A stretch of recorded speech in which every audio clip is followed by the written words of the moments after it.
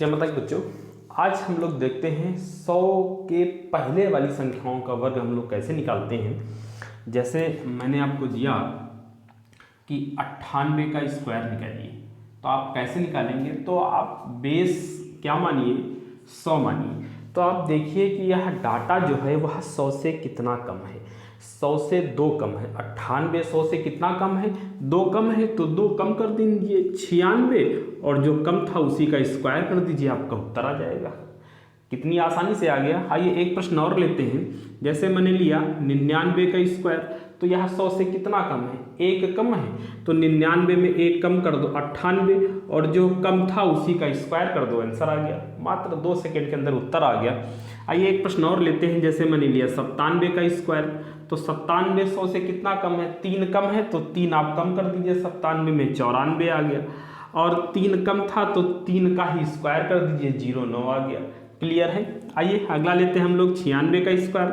तो 96 का स्क्वायर आपको बताना है, तो कितना कम है? 100 से 4 कम है। जैसे ही आप 4 कम करेंगे इसमें आ जाएगा 92, और 4 का स्क्वायर कितना होगा? 4 का स्क्वायर 16 हो जाएगा। क्लियर है। आइए और लेते हैं। जैसे मैंने आपका लिया 95 का स्क्वायर, तो 95 कितना कम है? 100 से 5 कम है, तो 5 कम कर दीजिए 90 आ गया, और 5 का ही स्क्वायर कर दीजिए तो 25 आ गया। 90 25 आ गया। 94 का स्क्वायर निकालना है, तो 94 का स्क्वायर कितना कम है? 6 कम है, तो आप 6 कम कर दीजिए।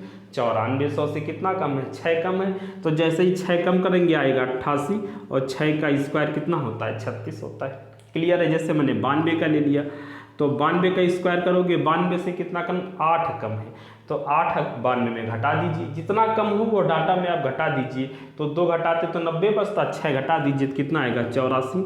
8 कम का था तो 8 का स्क्वायर कितना हो जाएगा? 64 हो जाएगा। बस 2-2 सेकेंड में आपका उत्तर आने लगेगा। ऐसा नहीं है कि ये सिर्फ 90 वाली ही लाइन में आएगा। अगर इससे पहले भी आप निकालना चाहें 8 वाली लाइन में, 80 वाली लाइन में, तब भी आपका आसानी से उत्तर आ जाएगा। जैसे मैंने आपका लिया 88 का स्क्वायर, तो 88 का स्क्वायर कैसे? बस आप ध्यान करिए इसमें कितना कम है? 100 से 12 कम है, तो 12 आपको क्या करना है? लेस करना है डाटा से। तो जैसे ही आप 10 लेस कर दें तो 78 बचता, 2 और कम कर दिया तो 76 बचा।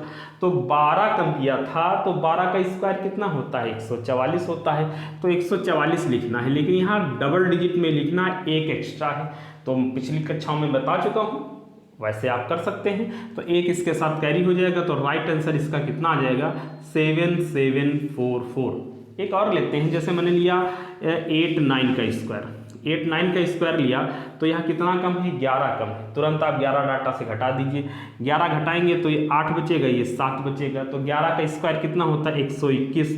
तो 21 तो यहाँ लिखे, लेकिन एक आप इसके साथ कैरी कर दीजिए, तो कितना आ जाएगा? ये 21 आ गया, और ये 9 आ गया, ये 7 आ गया। तो कितना आ गया? 7921। क्लियर है। तो इस प्रकार से आप कोई भी प्रश्न आसानी से बना सकते हो। जैसे मैंने एक 85 ले लिया, ठीक है, तो 85 का स्क्वायर 15 कम है, तो 15 का अगर 10 कम होता तो 75 बचता, 5 और कम है तो 70 बचा, सीधा सीधा 70 लिख दिया। और 15 कम था, तो 15 का स्क्वायर कितना होता है? 225, तो 225 बस लिखना आप जान लीजिए, ऐसे लिखते हैं। तो आप जोड़ दीजिए, कितना आएगा? 72 25 आपका राइट आंसर हो गया। 85 का स्क्वायर कितना हो गया? 72 25। क्लियर है, समझ गए? तो कुछ ही सेकंडों में, 2-2 सेकंड में आपके उत्तर आने लगेंगे। छोटे छोटे कॉन्सेप्ट हैं, अगर इनको आप तैयार कर लेंगे तो मैथ का कैलकुलेशन बहुत तेज हो जाएगा। ठीक है बच्चों, तो मिलते हैं नए टाइप की और नई ट्रिक की ओर। तो आज के लिए इतना ही, नेक्स्ट कल होता है। जय माता की।